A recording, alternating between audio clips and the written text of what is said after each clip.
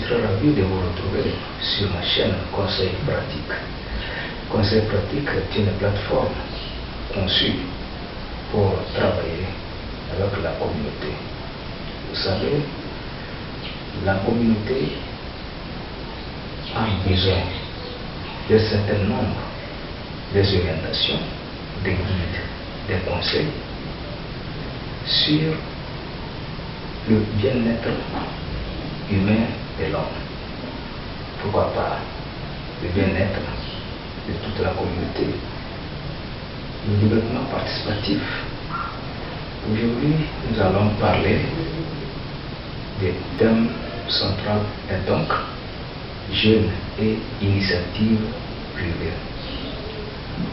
Donc, la jeunesse est là, la communauté est là. La jeunesse a besoin d'entreprendre, mais ne sachant pas où faut-il commencer, par où faut-il commencer, qu'est-ce qu'il faut rassembler, qu'est-ce qu'il faut réunir afin de se lancer dans ce domaine. Et pour vous donner, n'est-ce pas, de très bonnes orientations, de très bons guides, nous avons rencontré une aimable personne qui est beaucoup expérimentée dans ce domaine. Mesdames et messieurs, je vous prie de suivre.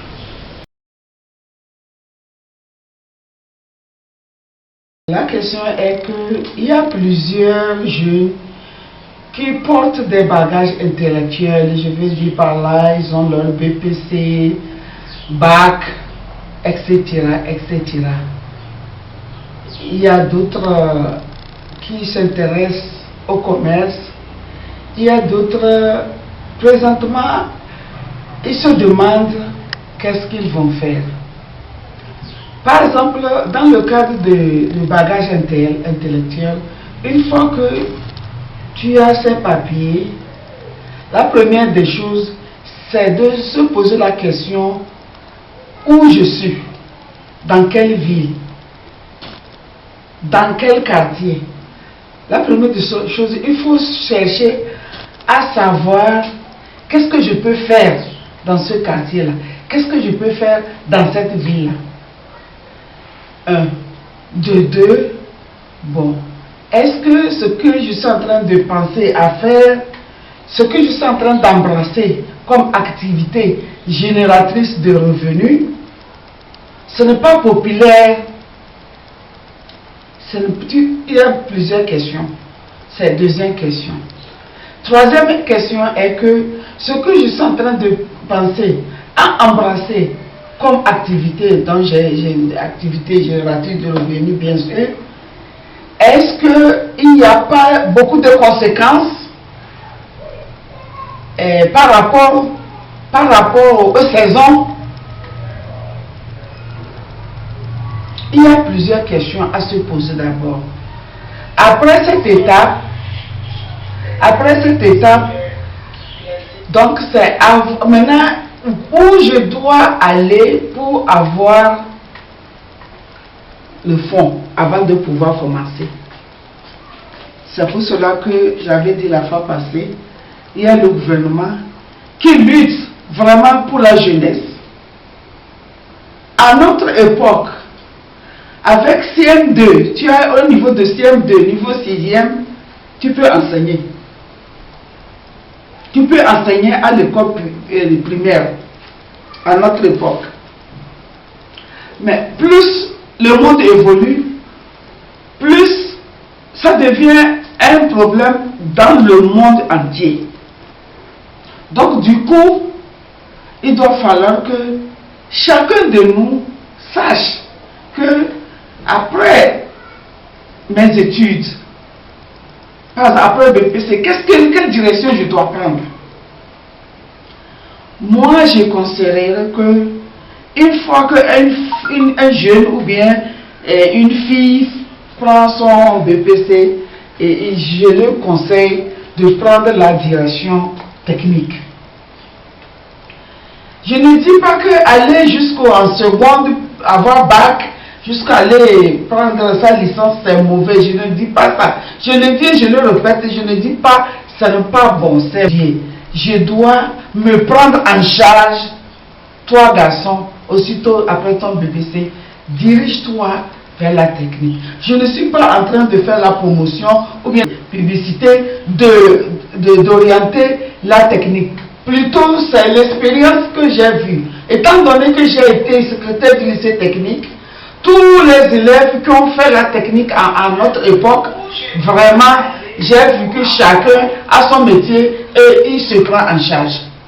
C'est cette expérience-là que j'ai mis sur place pour donner conseil aux jeunes. Secondo, ceux qui veulent embrasser le commerce c'est bon, mais il y a des conséquences aussi dedans. Ne cherche pas à vendre ce que 3 personnes, 4 personnes vendent dans ton quartier. Finalement, vous tous, vous allez être les vendeurs. Qui va acheter son prochain? Toi-même, tu peux acheter, mais ce que tu vas acheter pour consommer toi-même ne peut pas t'aider à faire ton commerce. Donc, avant de faire le commerce, cherche à voir, à savoir qu'est-ce que je dois vendre d'abord, avant d'aller chercher le budget. Donc, quand j'ai trouvé ce que je veux vendre, quand j'ai eu le budget, bon, et quand est-ce que je dois commencer? Et le budget là, qu'est-ce qui est interdit pour ce budget-là? Ce budget-là est interdit, c'est-à-dire il y a plusieurs interdictions pour ce capital-là. Tu ne dois pas acheter des inutilités dans ça. Si tu as deux chaussures, déjà c'est suffisant. Parce que faire sortir 10 francs, 5 francs et jusqu'à 100 francs dans l'argent du capital, sans savoir combien tu auras comme bénéfice à la fin du mois, c'est déjà un cas qui est vraiment dangereux.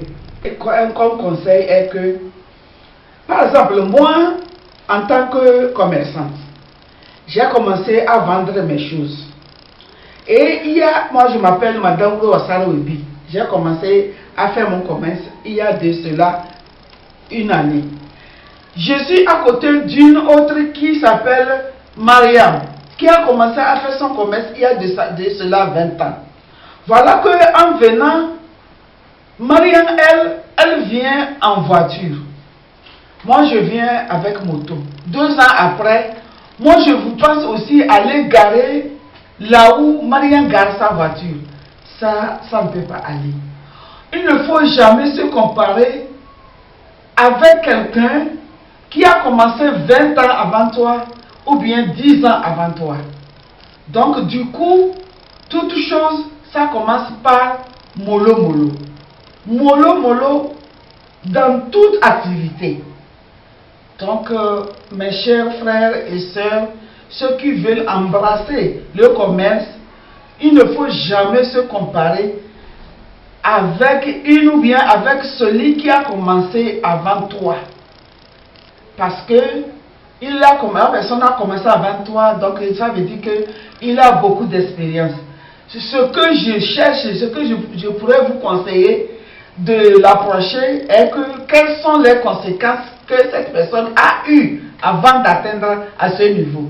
Là, vous pouvez écouter ces conseils-là pour vous mettre en pratique avant de s'en sortir.